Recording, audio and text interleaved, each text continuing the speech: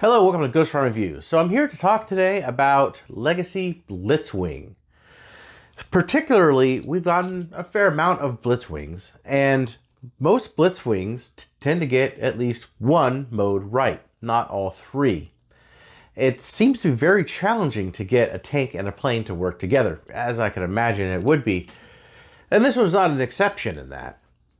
However, he does have one of the most faithful robot modes to his cartoon model.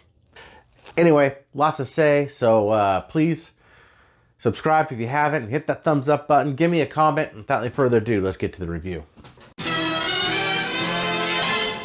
Okay, just a real quick look at this box. It has some really nice box art on it. Beautiful paintwork on it. On the side, you got both his alt modes. On the back,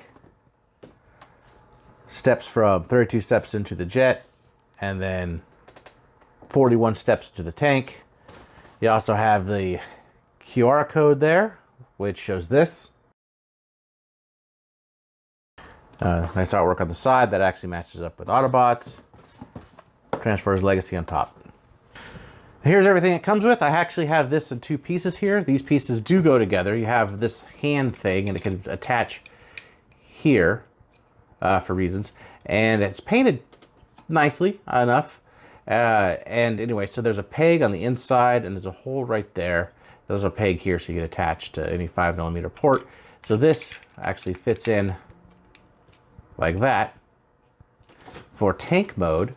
Also, you get two Blitzwing style Generation 1 guns, which I believe are Black Effect compatible. And you have a sword, which is painted nicely in silver, has a 5mm port on the side, so you can attach it to the tank. And it's done in this really... So this isn't soft, but it's much softer than regular plastic.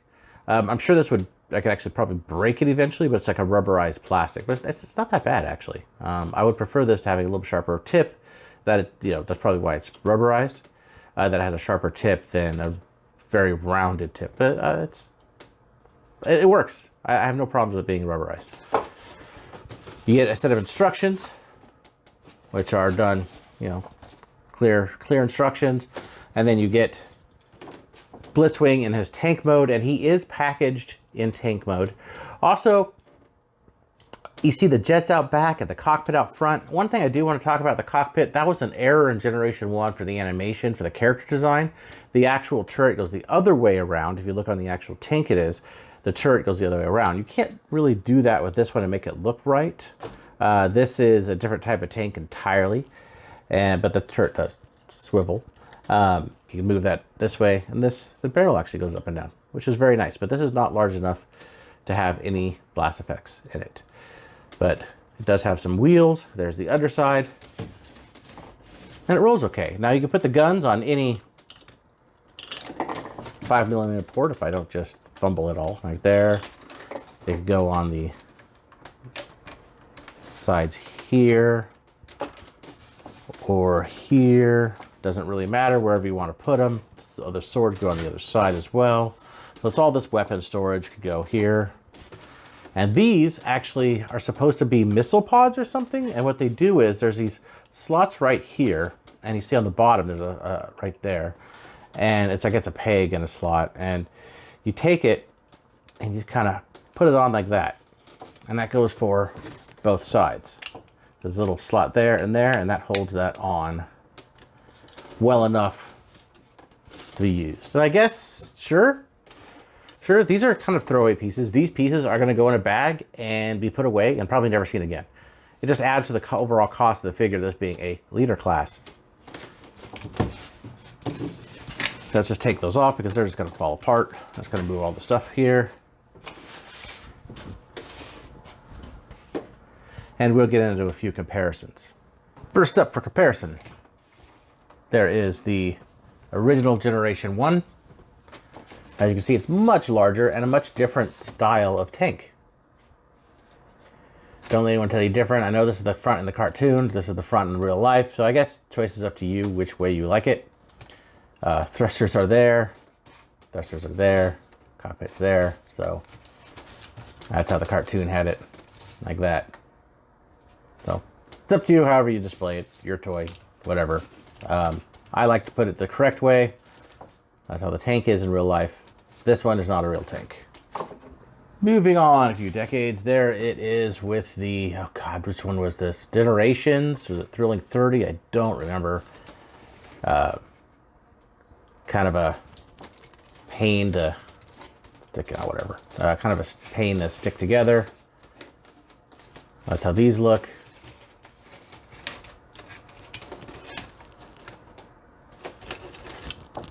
And one that is still a favorite among many, the Titan's Return one, which I actually like. I think it's a good looking tank. It's got a weird sort of front end where the thruster is just in front, which thrusters are in front.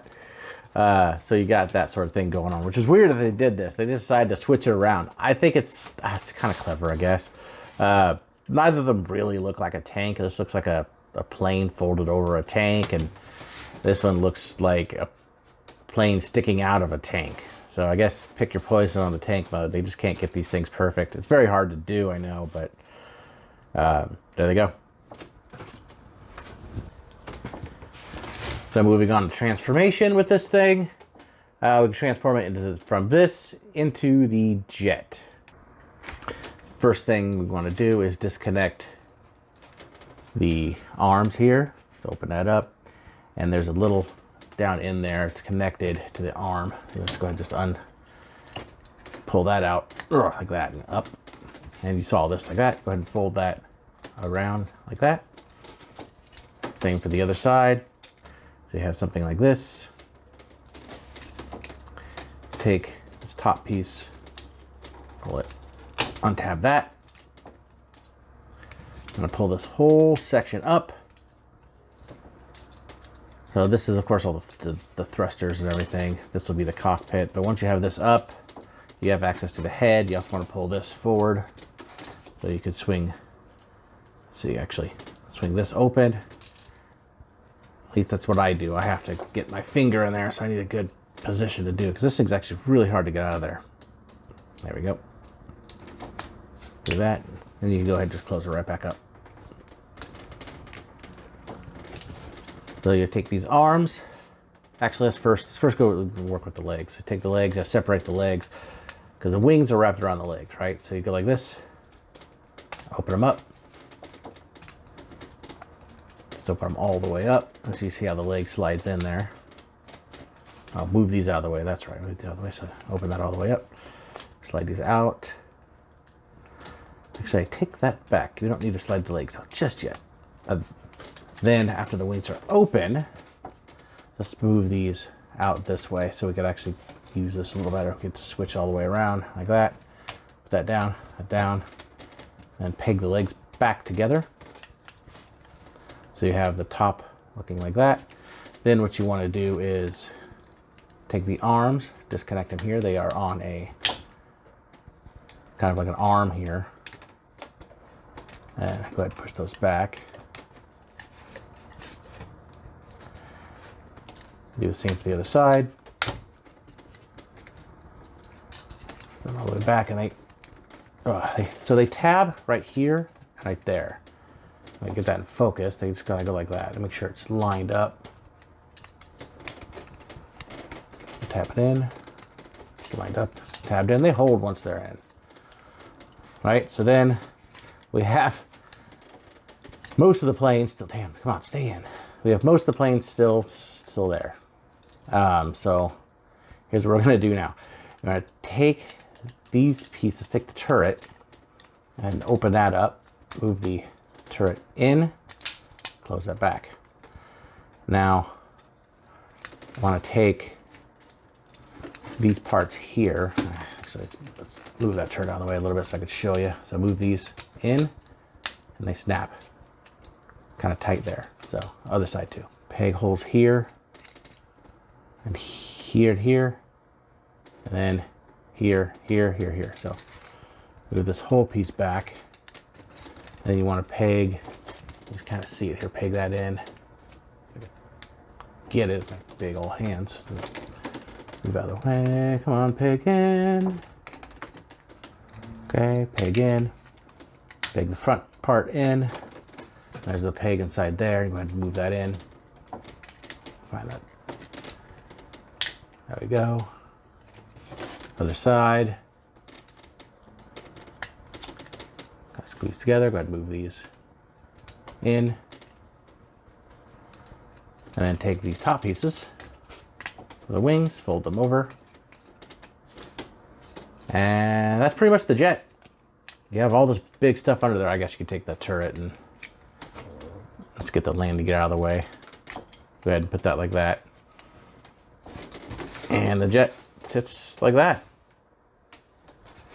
It is a jet with a very massive hunk under it.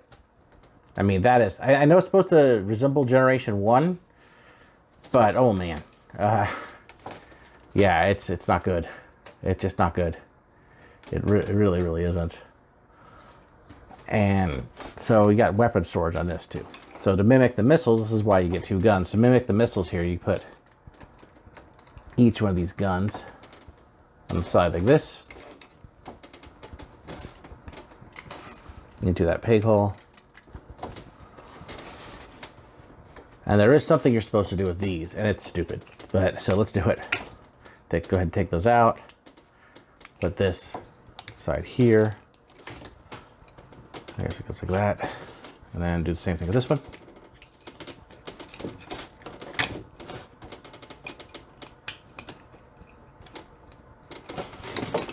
So take the back end here, thrusters, open that up.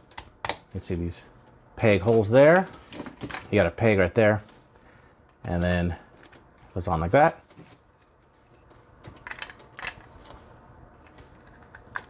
And it goes like that. I'll be honest with you, this is stupid. This is, I mean, it's a waste of a lot of plastic that's just unneeded. I mean, maybe if they went to like a larger Gestalt or something, it would make sense, but this doesn't make a lot of sense to me. You kind of have these any direction you want, but yeah, so that's kind of how it works. So let's go ahead and just remove those, because this is the first, actually, and only time I'll ever have those like that. So let's get into some comparisons. Here he is with the G1. So as you can see, they do really try to mimic that heft under there, which just doesn't make a lot of sense to me. It's just weird. They don't have any rear stabilizers, but hell, what do these do anyway? And I believe this is supposed to be a MiG-25. This doesn't even really resemble a real plane whatsoever. And this kind of does. This whole section here does. And here he is with the Generations, 30, whichever. You get an idea. I mean, they're very, very different beasts here. This one actually has the least amount of junk under it than the other ones, but it puts it all on top. Still, this out of the two that I think that might be able to fly, would be this one. And here is the Titan's Return. So, get an idea. This one was actually very G1 for the time. Kind of get the idea. This one actually does definitely look more like the MiG. Actually has the correct style intakes on the side of the cockpit, and the correct cockpit for the MiG. So in my opinion, this is still a better plane mode than this one. So now we're going to move on to transformation to robot mode. Let's take off the guns.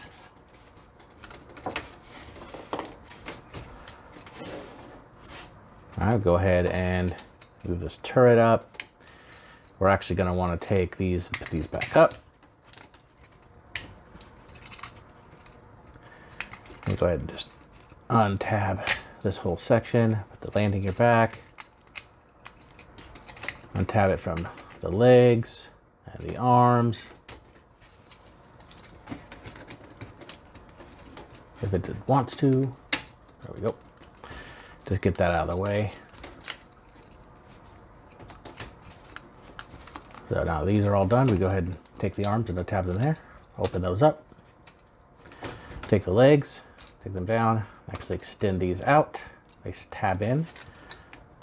Take them out and tab them together like that, the knees. And then what you're going to want to do is take the wing and fold it, make sure it's lined up. and fold it in like that, around, and then over. There's a little tab there. Mine will not stay. I'm not sure how yours are, but it will not stay. It doesn't affect anything, but it doesn't stay. It's definitely not tight on there. You do the same thing for the other side. That, we do these. They all tab together. They're supposed to, but again, doesn't stay. Go ahead and open the feet.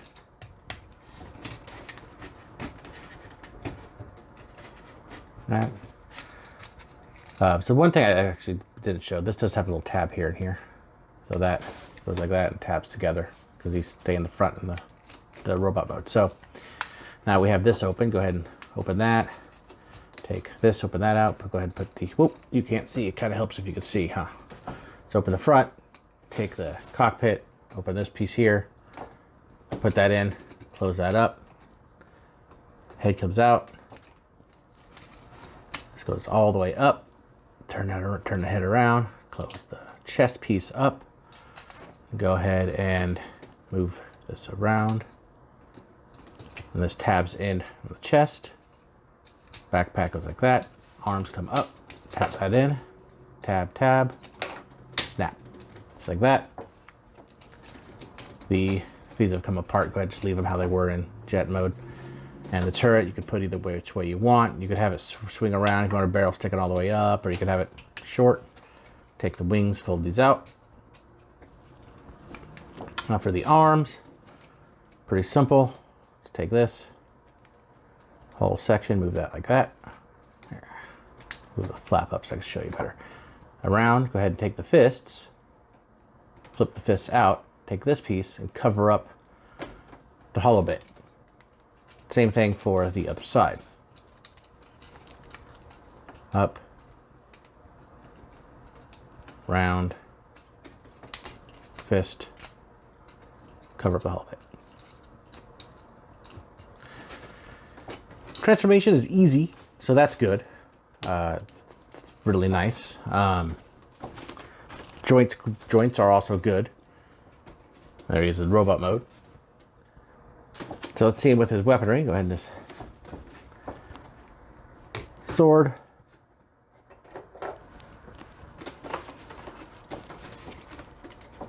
One of his rifles. You could have him holding two rifles too, if that is what you'd like. And we could put the sword on the back. I like him with the sword. And I put one of his guns on the back. And here he is, armed up.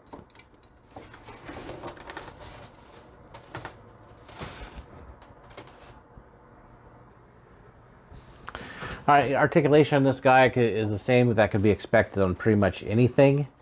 Let's take off this just so I can show you. Take off some of these. His head is on a ball joint, full range of motion, round. He actually looks up a fair decent bit. Just nice. It has a part in the back. And the joint is actually really good. Arm could go out this way. It would be able to go up more if this piece wasn't here. But this piece does not move. So you have a flap here. Kind of like the lead laser prime. So you can move his arm that far forward, that far out. He has a bicep swivel, 90 at the elbow. He does have a wrist swivel, which is a nice little feature. He has 360 at the waist, flaps for the hips, legs go out, knee bend over 90. It does only go back about that far due to the lack of rear flaps. Not a big deal though. It also has a joint at the thigh. Move his legs out about that far to the side, and he has ankle rockers. No back and forth, but just side to side, which is fine. It gets you a pretty good range of motion. And just kind of going and look at the side of him, his backpack. It carries a lot of stuff on the back, but it's not back heavy. It actually stands and poses well. In the robot mode, it's definitely the strongest look. This is what they were going for when they did this figure, was the robot mode. The robot mode is G1, very much G1, which brings me to comparisons. And here's how he looks with his Generation 1 self in the cartoon. Here he is with his Generation 1, if I get to stand up. The Generation 1 toy. This one won't stand up. I have a second one. I keep this one in tank mode in my display. So this is the Generation 1 toy. And you can see the sticker detail that shows up there. Well, this sticker's very faded. I don't know if you can kind of get that idea of that. The sticker detail's there, which is cool. So you can see a lot of that detail shows up, including those little gray bits on the shoulders, the head. I think it's cool that they do this. This is pretty awesome. On the side, so he's very G1, which is awesome.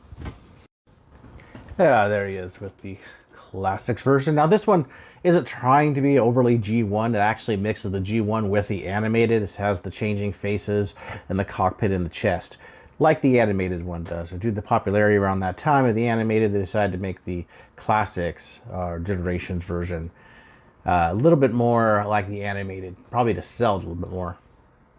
And honestly, it's a weird looking robot mode.